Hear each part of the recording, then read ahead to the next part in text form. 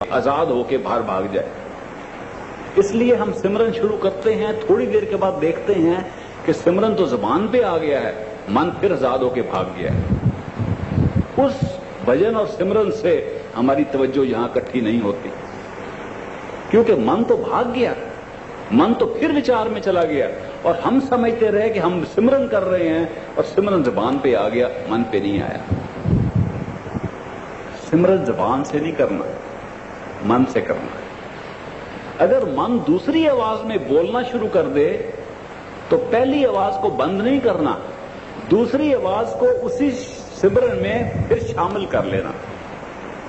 अगर आप देखें कि भजन करते करते जब आप सिमरन कर रहे हैं तो उस वक्त एक और आवाज आपके दिमाग में बोल रही है, उस आवाज को भी सिमरन में लगा दो, दोनों आवाज का सिमरन सुनो।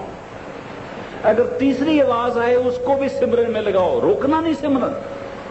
5 शब्द का सिमरन अपने तरीके से करते जाना है और जो भी आवाज आए उसको सिमरन में लगाओ। जब मन के साथ ऐसा तरीका आप इस्तेमाल करोगे तो मन अपने ख्याल से फिर किसी की शक्ल सामने ले आएगा। कोई बच्चा याद आ गया, घर वाली याद आ गई, घर वाला याद आ गया, कोई दोस्त मित्र याद आ गया, कोई काम करने वाला याद आ गया, कोई बिजनेस का काम याद आ गया, कोई ना कोई शक्ल सामने ले आता है। किस लिए? ताकि तवज्जो फिर बाहर जाए।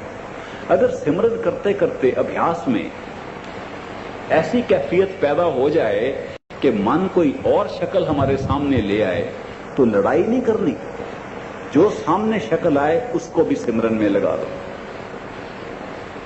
जो आवाज आए, जो शक्ल नजर आए, जब अभ्यास 3 बजे सुबह आप कर रहे हो सबको सिमरन पे लगाओ। आप देखोगे कि अगर इस तरीके से आप सिमरन करोगे तो ऐसा लगेगा कि सारी दुनिया सिमरन आपके सिर के अंदर कर रही है। जब आप सब तरीके के मन की आवाज को खामोश करके सबको सिमरन में लगा दोगे, अंदर से शब्द की धुनकार आपको सुनाई आ जाएगी। ये छोटा सा नुक्ता है जो कई कई बरस हम अपने टेक में लगे हुए अभ्यास को उसी तरह बना लेते हैं जैसे मंदिर में, मस्जिद में, गुरुद्वारे में जाने का काम है कि भाई ये तो करना है, चलो आज कर लिया, आज मत्था टेक के आ गए हैं। तो हम भजन सिमरन को भी ऐसा बना के वहीं के वहीं बैठे रहते हैं। लेकिन भजन सिमरन तो एक प्रैक्टिकल चीज है जो हमारे हाथ में दी गई है, सतगुरु की मेहर दया हो रही है। एक जिंदा सतगुरु हमें मिला है जो अंदर इंतजार कर रहा है। ये सिर्फ टेक की बात नहीं है कि हमने हाजिरी लगानी है, ये तो पर्दा खोल के अंदर जाने वाली बात है। अगर संत मत में हमने पर्दा खोल के अंदर नहीं गए तो क्या फायदा हुआ, बाकियों से हमारा क्या फर्क हुआ। इसलिए अगर एक कामल मुर्शिद, पूर्ण संत सतगुरु हमें मिल जाए और नाम का दान दे दे और तरीका बतला दे किस तरह हम अपनी तवज्जो को इकट्ठी करके आंख के पीछे उसको प्रत्यक्ष देख सकते हैं और उसको हमेशा अपने साथ रख सकते हैं, तो उसका फायदा पूरा उठाना चाहिए।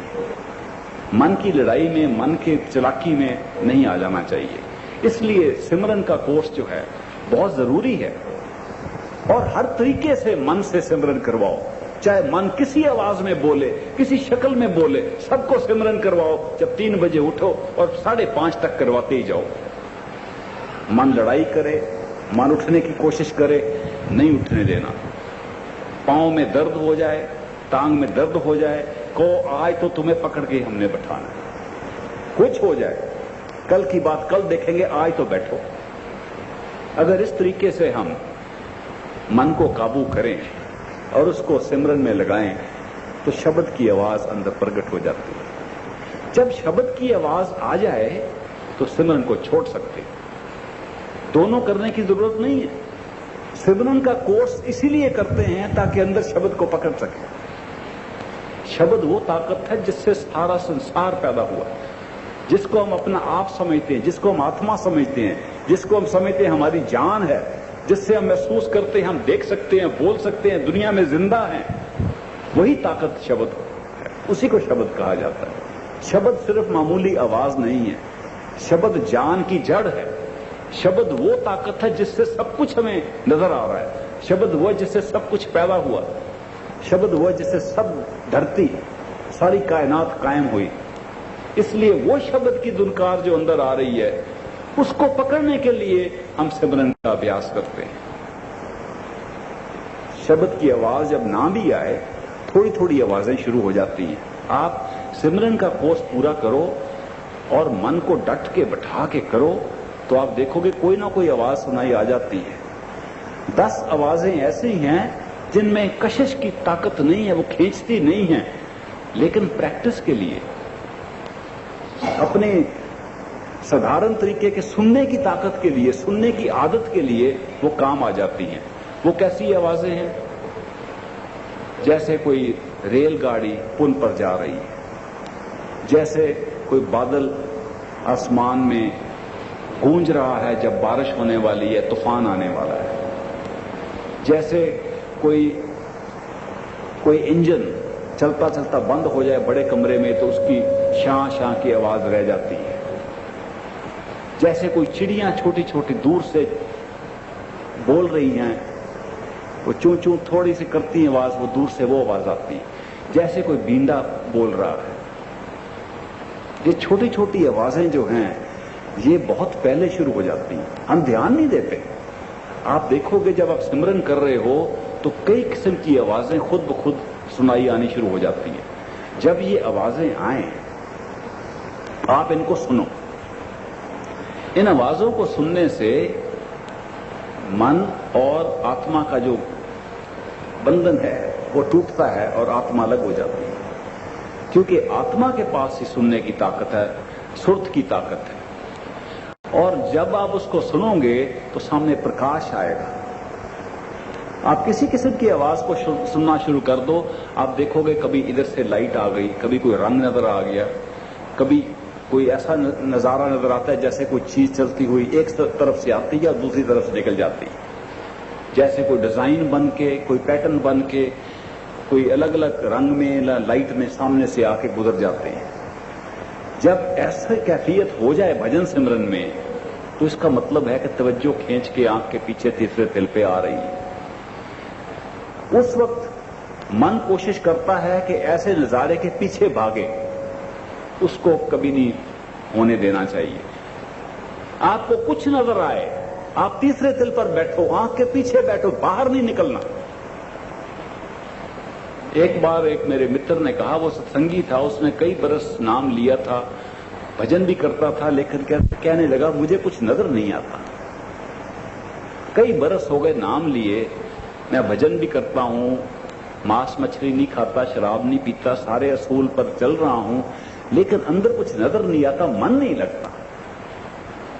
तो ये क्या बात है? थोड़ी देर बात करने के बाद पता चला कि जब भी कोई चीज उसको नजर आती वो बाहर भाग जाता है और बाहर बैठ के वो भजन करता है।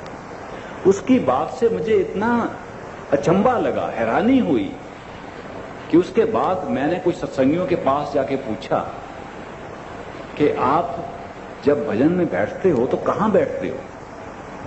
किसी ने कहा हम अपने कमरे के कोने में बैठते हैं, किसी ने कहा हमने छोटा गद्दा रखा हुआ है उसको रख के बैठते हैं, किसी ने कहा हमारे पांव में दर्द है, कोई आर्थराइटिस है, रूमेटिज्म है, इसलिए हम कुर्सी पे बैठते हैं, किसी ने कहा हमने एक मंदिर छोटा सा बनाया हुआ उसमें बैठते हैं, किसी ने कहा हमने खुद घर में गुरुद्वारा बनाया हुआ है, वहां ग्रंथ साहब का प्रकाश करते हैं, उसके सामने बैठ के भजन करते हैं।